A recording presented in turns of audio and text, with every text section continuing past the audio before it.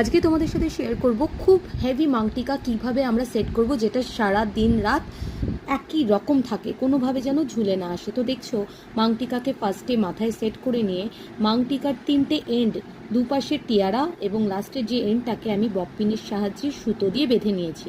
ঠিক ববপিনটাকে পাফের মধ্যে থেকে টাক করে নিলাম, যাতে পাফের মধ্যে থেকে ওটাকে টাক করার পর পাফটা যেভাবে আমি ববপিন দিয়ে টাক করেছিলাম সেই ববপিনগুলোতে দেখছো ক্রিস ক্রস করে সুতোটা আমি টাক করে দিচ্ছি। সুতোটা কিন্তু একটু মোটা হওয়া চাই, একটু ডার্ক কালার হলে ভালো হয়, ব্ল্যাক বা ব্লু, যেটা হেয়ারের সাথে মিশে যাবে। তারপরে দুপাশে সুতোকেও বেঁধে নিয়েছি এবং মাঝখানে একটা ইনভিজিবল পিন দিয়ে আমি হেয়ারগুলোকে টাক করে নিয়েছি।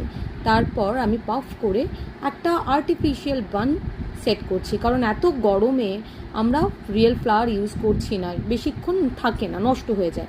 তো এই টিপসটা তোমাদের সাথে আমি শেয়ার করলাম, মাংটিকা কীভাবে সেট